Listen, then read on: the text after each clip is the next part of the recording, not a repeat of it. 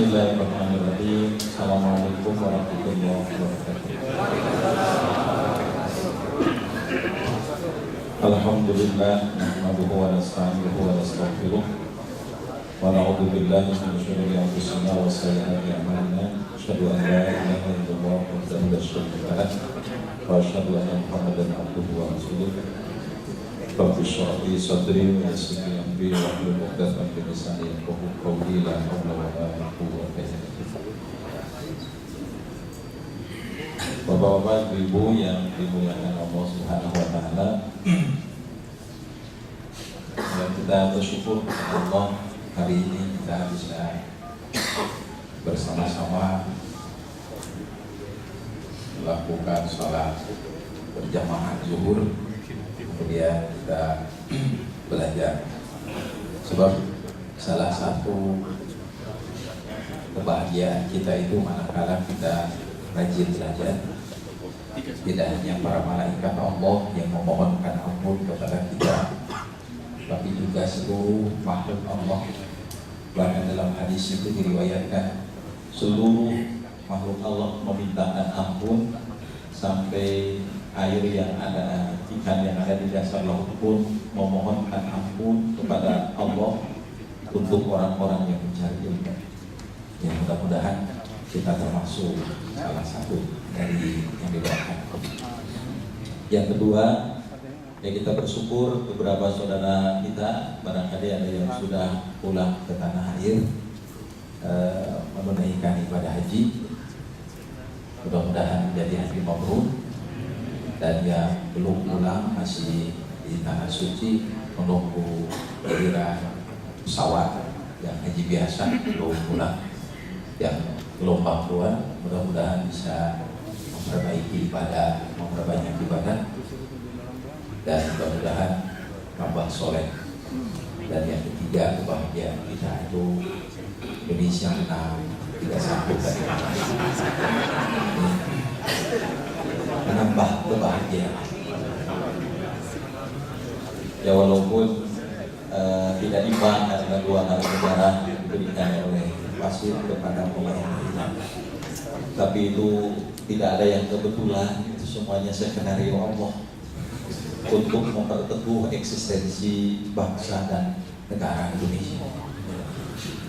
Terima kasih kepada Titus Bonai dan kawan-kawan yang telah memberikan persembahan terbaik. Karena selama pertandingan itu Indonesia tidak pernah lebih dari 4 kali menang, 3 kali menang, sisanya kalah oleh Thailand. Malam tadi kita dihibur, ya, karena hiburan rakyat itu cuma nonton sepak bola dan hiburan ustad. Sebab ustad itu tidak ada hiburan kecuali nonton bola dan bersama istri.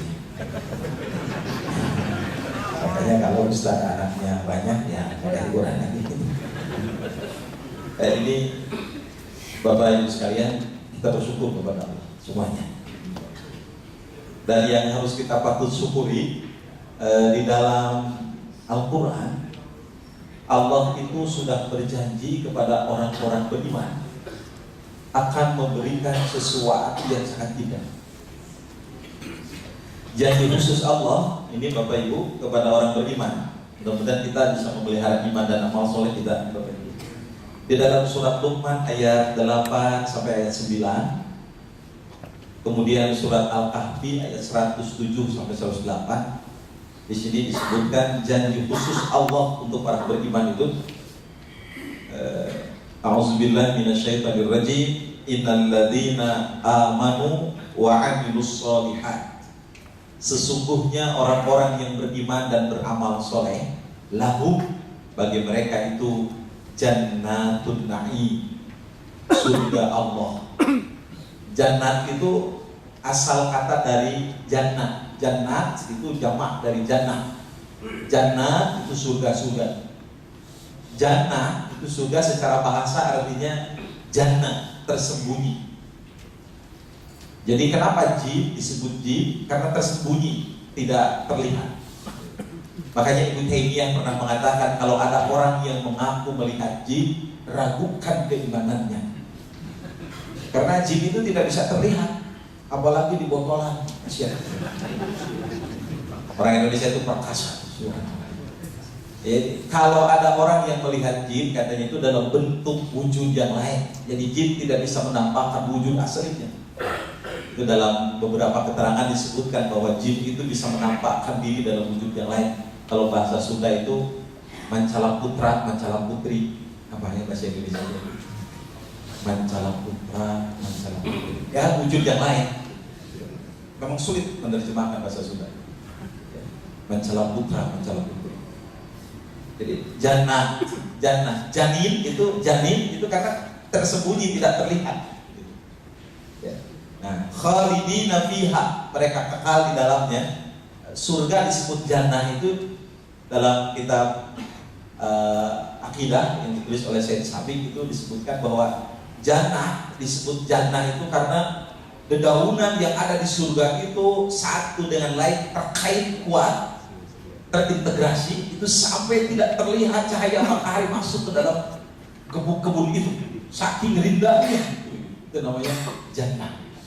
Makanya orang-orang Arab itu melihat Indonesia itu jannah karena banyak kebun. Ya. Bahkan orang Arab itu mengatakan hadhihi jannah tajri min tahtiha al-anhar.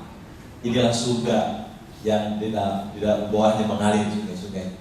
Makanya kalau orang Arab itu lebih senang itu di Indonesia itu nyebutnya surga Allah yang Allah lemparkan ke dunia, adanya di Indonesia. Mudah-mudahan kita mendapatkan itu. Ya, tapi sekolah mahal surga, berobat mahal. Jadi kalau orang Arab melihat surga Indonesia itu barangkali melihat ini ya, melihat kebun yang indah. Kalau orang Ciboyon itu, waktu saya ngajar di sana itu, ya, namanya juga tidak keren Pak Ciboyon. Jadi di Garut aja itu dalam petak tidak ada. Itu di Ciboyon itu ketika saya menjelaskan surga itu sangat indah, mengalir di bawahnya sungai-sungai. Kata dia orang Ciboyon, lah usahanya nasi gajah, jika sawah Haji Basir yang tidak ada yang orang itu dia tidak memahami fragmen pertama kali Quran diturunkan. Kan Quran itu pertama diturunkan di Arab. Itu yang padang pasir. Bapak kalau melihat orang Arab itu melihat orang Indonesia, aduh, orang Indonesia mempunyai surga. Dan orang Indonesia, makanya orang Arab itu kaget kenapa orang Indonesia banyak ke Saudi. Haji sampai 2-3 kali. Aneh orang Arab itu. Coba beda paradigma ya. Makanya saya setuju terhadap pendapat Profesor Ali Mustafa Yaakob gitu ya. Jadi orang yang sudah haji lagi itu nggak boleh. Karena kalau beliau menyebutnya haji pengikut setan kalau tidak salah ya. Beliau itu ya tidak ikhlas lagi ya. Kata beliau kalau ya, kecuali para pembimbing barangkali gitu ya. Itu harus dikecualikan. Ustaz ya terkecualikan Ustaz ya. Saya kira ya fatwa itu kan dibuat berdasarkan sosiologi dan pendekatan politik. Seperti itu. Nah ini Bapak, ini janji Allah, kita dapat surga ini, dan surga itu tidak bisa dilihat dengan mata dunia, tidak bisa didengar oleh telinga dunia. Makanya dalam hadis Bukhari, kalau kita membaca bidadari surga itu sampai cantiknya itu tulang belulangnya kelihatan, itu tidak bisa dilihat. Atau Ustaz sudah rombong hirup, artinya sangat sulit. Saya membaca kitab apa ya, itu judulnya Nisa'u Ahli Jannah. Itu cuman ada 30 halaman kurang lebih buku itu. Nisa'u Ahli Jannah, perempuan-perempuan penghuni surga. Saat itu saya baca di Masjidil Haram saat itu karena sedang membimbing haji, dan saya jauh dari istri karena kan pembimbing jarang membawa istri. Bayangkan 40 hari tidak bertemu dengan istri. Saya membaca buku itu di Masjidil Haram. Subhanallah. Tuhan, kata saya berdoa kepada Allah, ya Allah, kata saya, kalau saya memang ditakdirkan mendapatkan bidadari surga di Masjidil Haram ini, dekatkan saya dengan dia. Itu satu-satunya doa saya yang tidak diijabah oleh Allah. Itu di Masjidil Haram. Saya masih ingat sahabat kiai, kalau Anda pengen sesuatu katanya jangan dulu sombong, Anda minta dulu sama Allah gitu. Saya ingat bapak saya waktu dulu tuh pengen kulkas. Ya Allah, kata saya, enak banget kalau punya kulkas gitu ya. Ada teman saya Ustaz juga, aduh bingung aja hidup baik, kenapa? Pengen kulkas? Anda ini iman lemah. Kenapa? Anda ini seperti orang yang tidak berakidah. Kalau Anda pengen sesuatu, minta saja kepada Allah. Allah yang pemilik langit dan bumi. Saya tersadar, langsung saya sujud kepada Allah, sholat zuhur, kemudian saya berdoa, ya Allah, kalau Engkau memang berkenan memberikan kulkas untukku, dan kulkas itu baik untuk duniaku dan akhiratku, mudahkanlah ya Allah. Itu seminggu kemudian saya dikasih kulkas. Makanya berdoalah kepada Allah kalau Bapak minta apa. Kalau Bapak pengen naik pangkat juga berdoa, ya Allah, kalau memang aku harus naik pangkat di Telkom, baik untuk duniaku dan akhiratku, mudahkan ya Allah. Tapi kalau tidak ya Allah, berikanlah jabatan yang lebih baik.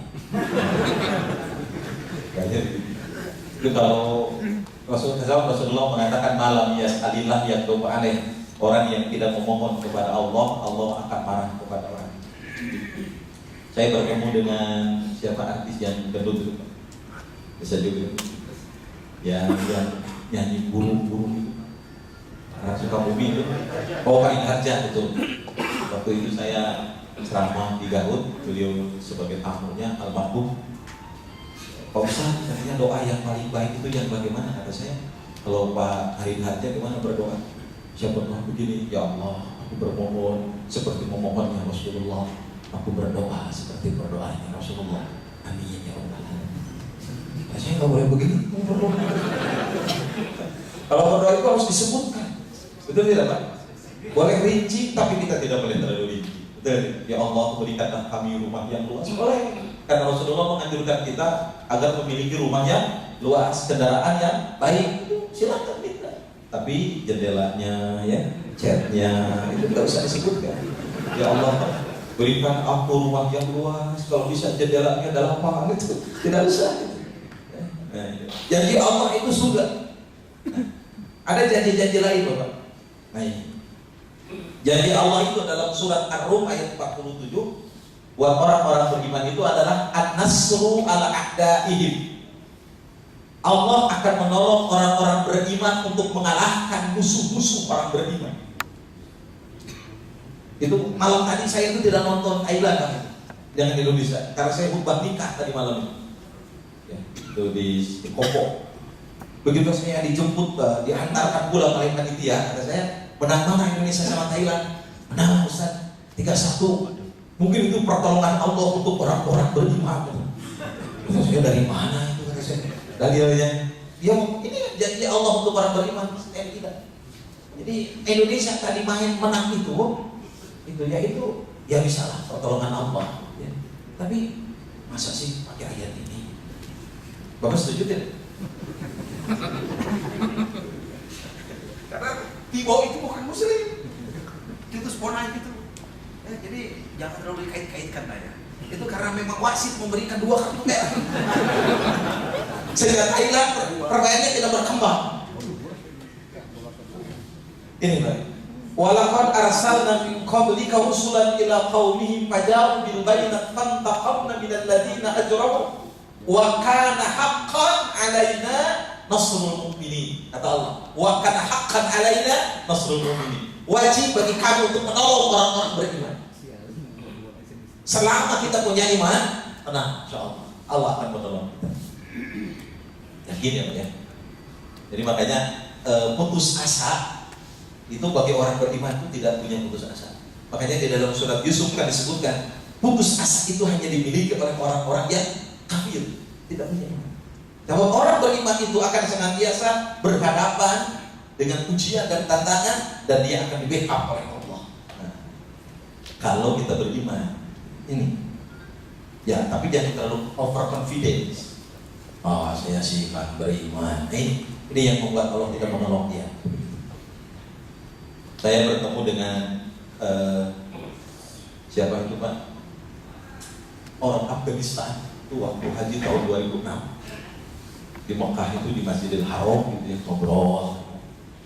Kebetulan orang Afgannya bisa bahasa Arab. Ngobrol, kata saya, bagaimana itu di Afghanistan?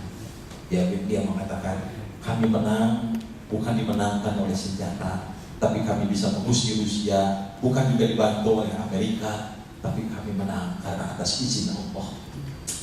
Dan jawabannya, saya ngobrol 2006.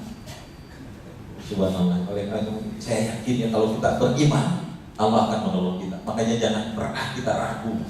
Nah, kepada Allah yang harus kita ragukan itu apa? Iman kita.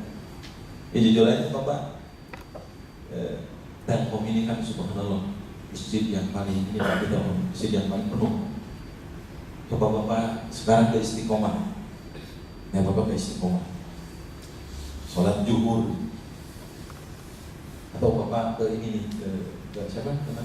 Gedung Sate, atau Bapak ke kantor Kementerian Agama, itu tidak seperti ini sholat. Saya ya jujur aja, kalau kita sholat subuh Bapak Ibu, cerminan sholat subuh itu kan cerminan iman. Makanya kalau kita datang ke sebuah daerah, sholat subuhnya penuh, insya Allah orang itu soleh-soleh. Tapi kalau subuhnya enggak, makanya saya kalau nelpon orang Telkom biasanya subuh ya.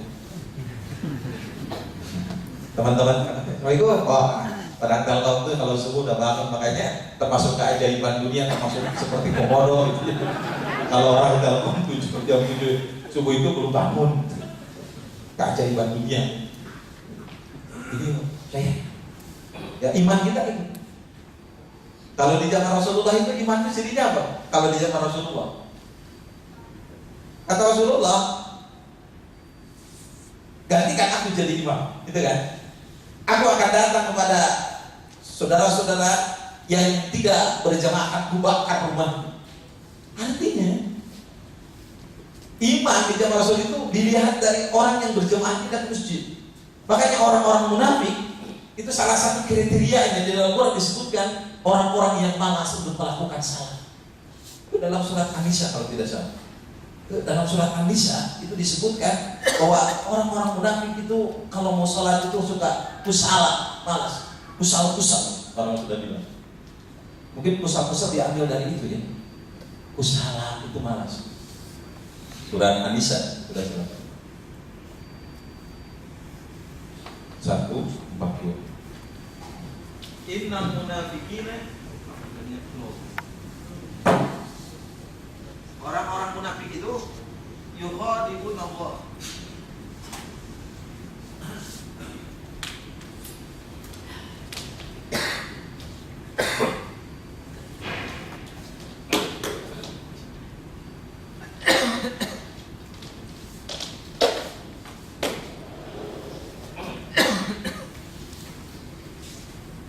Orang munafik itu di sini disebutkan innal munafiqina yukhadi'una Allah wa huwa khadi'uhum. Orang munafik itu bermaksud untuk menipu Allah, padahal Allah menipu mereka.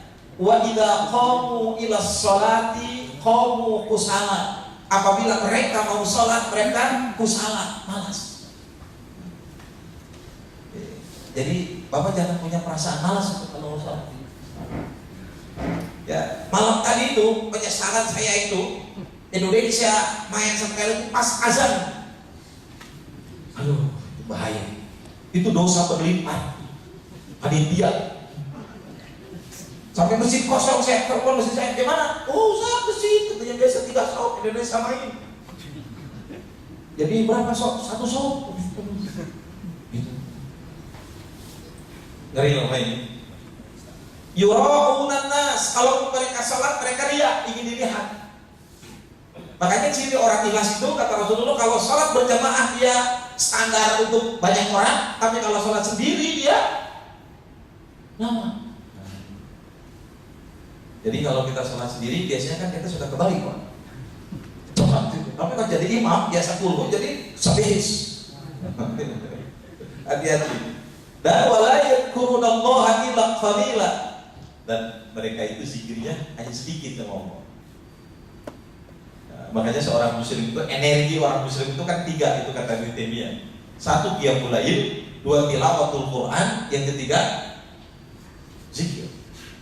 Itu energi apa itu? Energi orang Islam itu kata Ibnu Taimiyah itu 3. 1 qiyamul lail, 2 zikir pagi petang, zikir pagi dan zikir sabah wal masa yang ketika tilawatul Quran. Makanya Ibnu Taimiyah ketika ditanya oleh muridnya ketika di dalam penjara, ditanya, kenapa Iwan kok Anda tenang gitu? Karena aku bersama Allah. Apa yang membuat Anda tenang? Qiyamul lail, zikir, dan tilawah Al-Quran.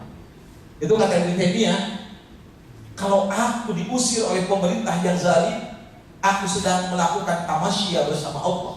Sampai begitu. Kalau aku di penjara, aku sedang berkholwat bersama Tuhan. Dan kalau aku dibunuh oleh penguasa yang zalim, dan aku sedang berjumpa dengan kekasihku. Itu kata Ibnu Taimiyah.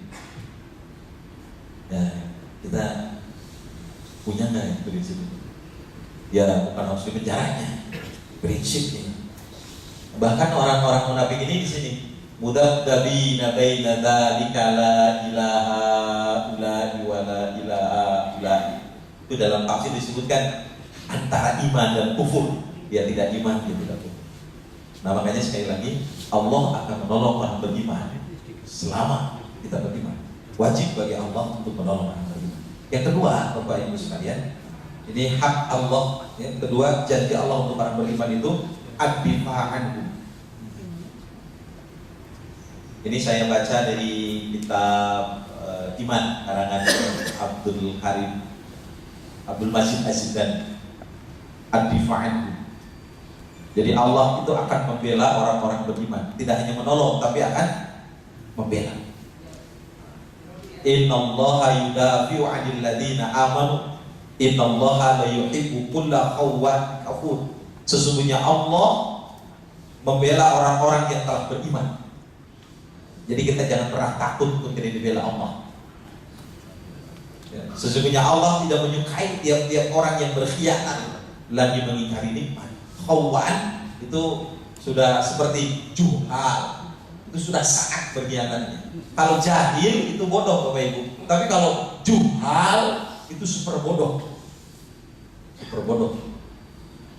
Kafir itu kan, kalau kufar itu sangat kafir. Gitu ya. Seperti kalau kabir itu kan besar, kalau akbar maha besar. Hamid itu terpuji, Ahmad itu sangat terpuji. Humid itu Ahmad kecil. Ahmad Humaidi itu tidak cocok. Jadi saya nanya itu sama orang tua saya. Saya udah belajar di pesantren, Kok nama saya yang Abdil jadi Tasgir lagi, kenapa? Kan Ahmad itu sangat terpuji, tapi jadi Humaid, Ahmad kecil. Ini gimana ini Bu, kata saya. Ini nama kamu ini dari ulama Kiai Haji Dahlan dari Cikampek. Coba kamu nanya ke sana. Ya almarhum, saya sempat ke sana, saya bertemu dengan Kiai itu. Pak Kiai, kebetulan gurunya bapak saya. Itu kenapa nama saya kok Ahmad? Dulu namanya mau Ahmad Turmuzi. Jadi saya kalau bagus kan atur ya. Kurang bagus ya. Ahum kan namanya sekarang. Saya juga tidak tahu siapa yang pertama kali ngasih nama saya jadi Ahum.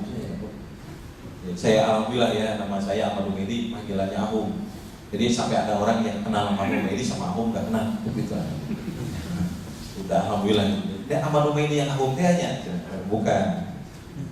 Itu kata ulama itu, Kiai itu mengatakan nama kamu itu Ahmad terpuji, tapi kamu jangan sombong. Kalau sudah terpuji, jadilah Humaid, Ahmad kecil, jadi tawadu. Subhanallah. Terima kasih. Maknanya itu. Jadi nama kamu Ahmad Humaidi sudah terpuji jadi tawadu. Tawaduin. Tawadu itu rendah hati, bukan taramawaduin. Waduh bahaya itu istilah itu. Nah ini Bapak, jadi kalau Khawwan itu sangat berkhianat, kufar, sangat berkhianat. Allah nggak menyukai. Nah kemudian yang ketiga Bapak, nah di sini Allah akan memberikan janji kepada orang mukmin itu al-wilayah lahu. Wilayah di sini adalah perlindungan Allah untuk orang-orang beriman. Selama kita memiliki keimanan, insya Allah Allah nanti akan memberikan perlindungan kepada kita. Saya tanya Bapak Ibu sekalian, yang membuat kita tenang hidup itu ketika kita dekat sama Allah. Ya, saya yakin. Tadi kita sholat berjamaah, kita tenang, kita wudu dulu, kemudian kita dengar azan, tamatkan azan, kemudian kita berdoa, kemudian kita sholat, habis sholat kemudian kita berzikir, sholat sunat, kemudian kita duduk di majelis taklim. Ada nggak ketenangan batin? Saya yakin. Ketika Bapak habis membaca Quran, Ibu habis membaca Quran, itu ada ketenangan yang tidak bisa dilukiskan. Saya yakin. Betul nggak? Bapak habis baca Quran ada rasa tenang kan? Dan ketika Bapak sholat, sekarang belum sholat, jam 1:30 belum sholat, merasakan kejar-kejar sesuatu. Nah itu kata para ulama, itu masih ada seberkas iman. Tapi kata Imam Ghazali, kalau Anda kemudian mimpi, katanya berpindah-pindah tidak jelas. Pernah nggak Bapak begitu mimpi? Kadang ada di Bogor, kadang kok kita jadi masa SMP, ketemu dengan teman-teman SMP, gitu kan, dalam mimpi itu. Itu kata Imam Ghazali, Anda masih berpotensi untuk berbohong. Makanya kalau kita tidur tuh berdoa, Bismika Allahumma ya. Wah, kalau orang sudah pasrah, ya Allah, dengan namamu aku hidup, dengan namamu aku mati, saya yakin kita tidak akan mimpi yang jelek-jelek, mimpi indah. Kemarin tuh teman saya keras mimpi ibu. Habis ibu habis ini habis Bismika Allahumma ya. Pasrah kepada Allah. Dia berdoa, ya Allah, saya rindu kepada Rasulullah. Siapa yang ketemu Rasulullah ya Allah? Sampai dia berzikir, sampai bangun jadi tidak mimpi apa-apa. Dia berdoa lagi besoknya. Karena hadis Bukhari kan menjelaskan, kalau seorang muslim mimpi denganku, wajahku tidak akan bisa dipalsukan oleh syaitan. Itu asli Rasul. Sampai sekarang dia tidak mimpi ketemu Rasul dulu. apa yang dia dapatkan? Mimpi poligami. Kata Ustaz, ini gimana ya Ustaz? Saya sudah jangan mikirin mimpi. Tapi kan mimpi orang beriman itu kan kenyataan kan. Jangan terlalu overconfident, itu sudah beriman yang bagus. Kalau Nabi Ibrahim kan mimpi menyembelih anak dilaksanakan Ustaz. Betul nggak? Nabi Ibrahim mimpi menyembelih. Kemudian dia ngomong ke siapa? Ke anaknya kan? Apa yang dia omongkan? Ya bunayya inni ara fil manam anni adbahu kafandur mada tara, kan gitu. Betul kan? Nah, sekarang Anda mimpi ketemu ya. Siapa ceweknya? Itu yang saya cari Ustaz. Saya akan mengatakan kepada dia nanti kalau ketemu. Saya mimpi bertemu Anda menikah. Kapan kita menikah? Itu sekarang, tapi insya Allah kan orang Telkom. Dia sudah mencari aktor itu. Nah itu mengganggu. Jangan-jangan jadi setan, itu enggak. Allah melindungi kita. Selama kita melaksanakan amal soleh dengan sebaik-baiknya. Cara Allah melindungi kita, salah satunya adalah memberikan ketenangan dan ketentraman kepada kita. Nah begitu kita sholat merasa tenang dan tentram, itulah Allah memberikan perlindungan kepada kita. Bapak nikmat Pak di sholat. Bapak habis baca Quran, tenang. Dan tahu ya kalau kita habis sholat itu tenang. Ada tahu saya biasa aja nggak sholat juga. Kamu dari mana? Kan begitu deh. Saya kan bisa baca Quran, saya biasa aja tenang. Yang pertama kali dicabut oleh Allah dari seorang muslim, kalau Allah sudah benci kepada orang itu adalah rasa khusyuk dalam melakukan ibadah. Kalau kita sudah tidak merasa khusyuk dalam ibadah, hati-hati. Kalau kita sudah tidak merasa tersentuh dengan ayat Quran, hati-hati. Jangan Pak. Tapi ada jemaah haji Pak, begitu datang ke Makkah jemaah saya, Ustaz, katanya kok saya tauhab dan nangis. Terus gimana Pak? Saya sakit dan nangis. Orang di padang Arafah nangis. Saya enggak. Terus gimana? Nggak tahu Ustaz. Hati saya sudah keras. Awas Pak, ada orang yang tidak bisa menangis. Terus kalau Bapak nangisnya apa? Saya itu nangis kalau lihat anak yatim miskin Ustaz. Kalau ada anak yang gak sekolah, saya nangis. Tersentuh hati saya. Kata saya, insya Allah Bapak lebih soleh dari orang lain. Maksud Ustaz, kalau Bapak sudah mampu menangis untuk orang lain, tapi orang lain belum bisa menangis untuk orang lain, itu aja Pak. Ya tapi saya pengen menangis ketika baca Quran. Ayo baca aja lah Quran.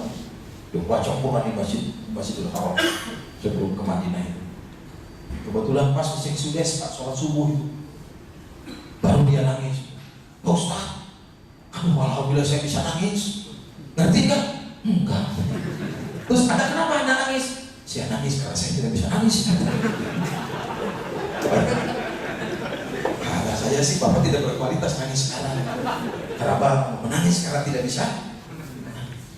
Bapak nangis itu bukan cerminan soleh. Tapi orang soleh tidak menangis ketika mendengarkan Quran. Apa kata Rasulullah? Iqra'ul Quran wabku.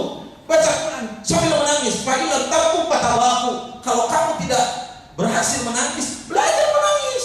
Kata Rasulullah. Dia biarkan kita menangis. Coba kalian, saya para ulama itu kalau berdoa di Masjidil Haram Ramadan itu witir, kunut witir, doa khatimul Quran. Waduh, nggak tahu ya Pak. TNI saya pernah, ya nggak usah disebutkan satuan apa. Sebelum saya ceramah, saya masukin dulu ini Pak. Orang TNI juga menangis Pak ya. Ya itu apa namanya terkesima gitu Pak ya. Terkesima gitu. Kan tidak ada orang yang tidak menangis itu Pak. Kalau ini kan terkesima. Ini kan waktu doa khatimul Quran ini 2006 ya.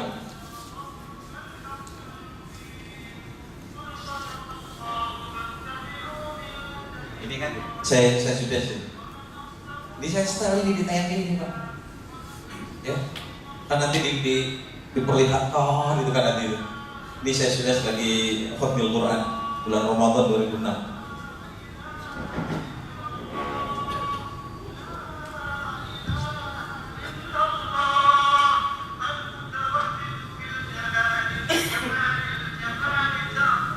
Kan ini diperlihatkan Pak, kesana kemarin nantinya itu. Itu TNI. Ada yang nangis. Sebelum ceramah itu dipanggil dulu. Biasanya, Bapak kok TNI nangis? TNI juga manusia usaha. Terus kenapa Bapak menangis? Sudah lama saya rindu ke tanah suci, tapi belum sih bisa. Wah, berarti dia nangisnya bukan karena doa. Tidak ngerti. Menangis sekarang pengen pergi ke Mekah. Beda-beda itu orang menangis itu. Makanya kalau orang nangis di Masjidil Haram itu belum tentu karena dia paham. Bisa jadi dia menangis karena memang ada rekayasa spiritual. Suasananya menangis, gitu kan? Saya pernah bawa adik saya di Jakarta itu. Katanya kita sholat malam sama Syekh. Oh ini kebetulan ada kawan yang hafal Quran. Wow, panjang banget. Nangis, kita nangis. Adik saya juga nangis. Mohon maaf Pak, kebetulan tuh anak STM. Bapak tahu kan anak STM itu zaman dulu. Wah, saya subhanallah, saya sujud syukur. Alhamdulillah ya Allah sadar adik saya. Begitu beres sholat subuh, kenapa nangis? Gua capek gua. Gua disiksa gua gitu. Gua mau mundur, gua malu. Kakak gua Ustaz. Aku kira kamu dari kata, bukan gua. Gua nangis gua. Gua capek lelah. Jujur lebih. Waduh astagfirullahaladzim pada saya. Benar-benar gua nggak nyadar kamu ada saya. Sekarang alhamdulillah gua udah jadi Ustaz juga. Jadi kalau orang Arab benar nangis. Ya. Itulah cara Allah. Makanya ciri kalau Allah sudah nggak senang sama orang tuh cabut rasa rindu, rasa khusyuk. Mudah-mudahan kita masih merasakan itu. Makanya kalau Ibnu Abbas itu Allahu Akbar nangis. Kan Ibnu Abbas itu 2 tahun sebelum wafat diletukan karena tunanetra. Kalau dalam tarikh itu disebut nangisnya bukan karena ini, bukan karena buta. Dengar azan nangis, sebegitu sujud, begitu hayya ala falahku nangis. Ada yang nanya sahabat lain, Ibnu Abbas kenapa Anda menangis? Hari ini aku masih mendengar hayya ala falah, panggilan Allah yang dibacakan oleh muazzin. Entah nanti apakah ada orang yang azan? Atau entah nanti ada orang azan tapi orang-orang tidak mengerti dengan panggilan Allah itu nangis. Kan kita juga begitu Pak, kalau azan tuh biasa aja gitu. Bapak ada yang bergetar ketika dengar azan. Allahu Akbar, Allahu Akbar. Dah azan lagi. Gak terasa ya. Itu rata-rata gitu. Siapa sih yang azan? Kenapa? Suaranya jelek banget. Itu respon yang jauh dari iman. Kalau masih ada iman sih, Allahu Akbar, Allahu Akbar. Zuhur nih. Ya, makan dulu.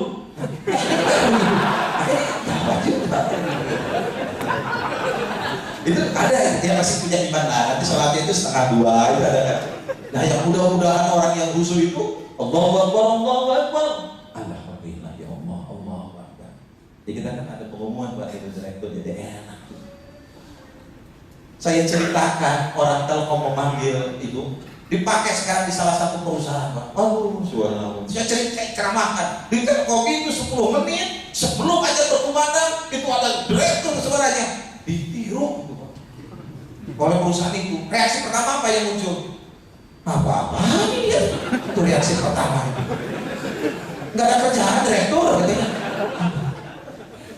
Dia bilang, Ustaz, negatif responnya.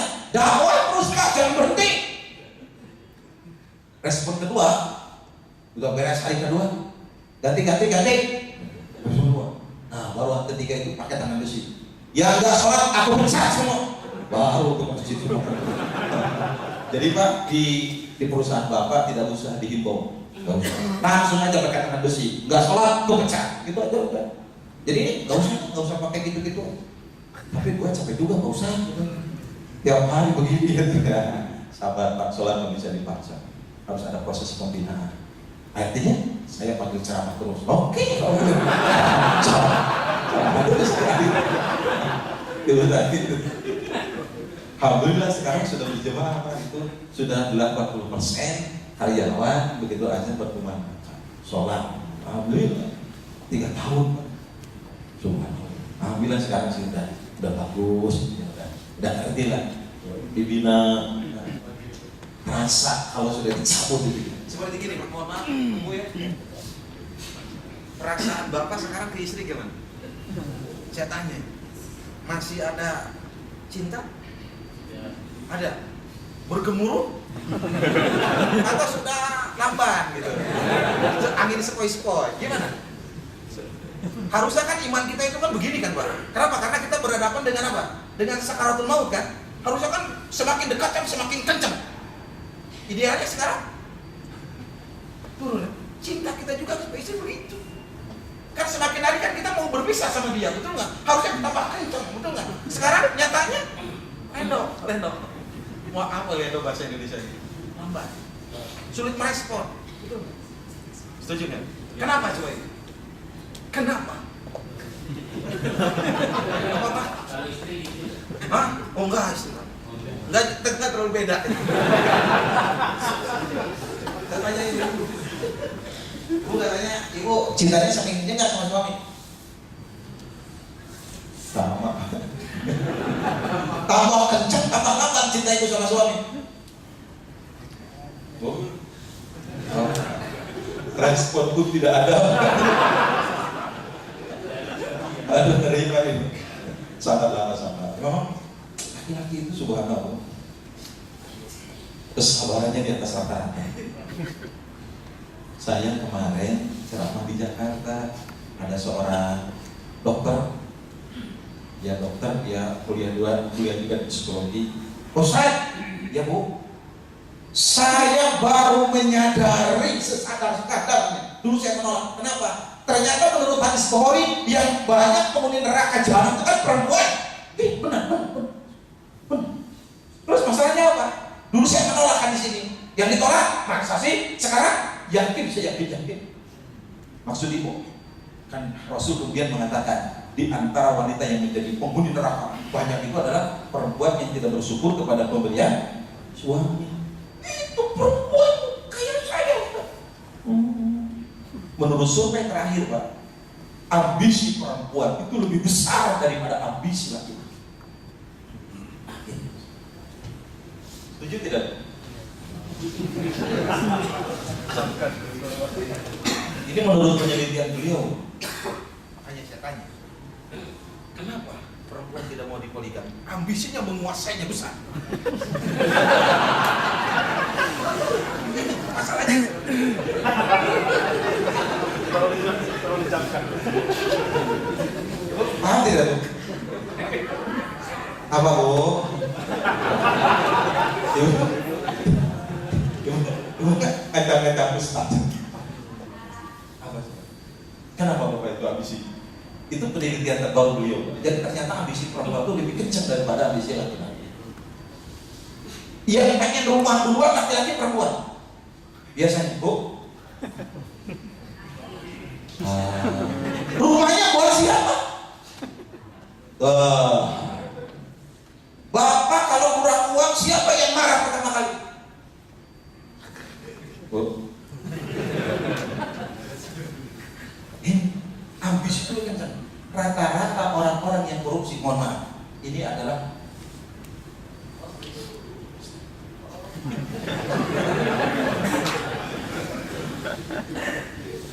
saya tanya Ibu mending dikasih uang oleh suami secukupnya atau mengetahui gaji suami? Bagaimana Bu? Ibu tidak tahu gaji suami, tapi secukupnya dikasih tahu, dikasih, tapi ibu tahu gaji suami, kita info saya mending mana? Ibu, ini ibu cukup hidup, tapi ibu nggak tahu penghasilan suami berapa, atau ibu pengen tahu penghasilan suami? Dua-duanya. Pengen tahu, pengen menguasai? Oh, nyadar bu, nyadar. Pengen menguasai gaji suami dan pengen mengetahui. Bu, laki-laki itu di mana-mana punya uang laki-laki. Yakin saya. Betul tidak? Saya bongkar-bongkaran ini. Suami itu pasti punya uang laki-laki Bu, dan itu hak dia. Tetapi kalau ibu sudah kelaparan, laki-laki punya, baru dosa. Tapi kalau ibu cukup, laki-laki punya uang laki-laki nggak apa-apa. Kenapa? Karena laki-laki ingin memberikan pelayanan kepada umat Islam yang lain. Kalau ada tamu, Betul tidak? Kalau ada tamu, betul ada tamu, bapak tidak usah minta uang ke istri, betul nggak? Pak, orang muslim nggak boleh bilang ibu, istri. Awas, mana itu kalau orang muslim? siapa itu? Itu istrimu, ibumu, istri. Kenapa anda bilang umi kepada dia? Betul kan? Bagus ya? Makanya saya sih menekankan panggilan kita kalau bersama istri, jangan ibu. Apa panggilannya? Ya terserah lah, mau kalau Umero kan cocok Pak, buat istri Aisyah itu. Pakai bahasa yang pas untuk istri kita, apa? Ya ayah, bro, silakan Pak. Brother. Kalau memang sepakat boleh ya Bu? Pak, kita panggil berdua bro ya, boleh. Tapi kalau di hadapan anak, nggak boleh. Ada papa karena ada anak kita, mama karena ada anak kita itu. Pokoknya mau tidur sama suami panggil ayah, ya jelas, dan nikmat lagi. Ya, aduh, dianggap tua itu kan. Karena ayah itu kan tua, betul tidak? Makanya ibu panggil Sumayan.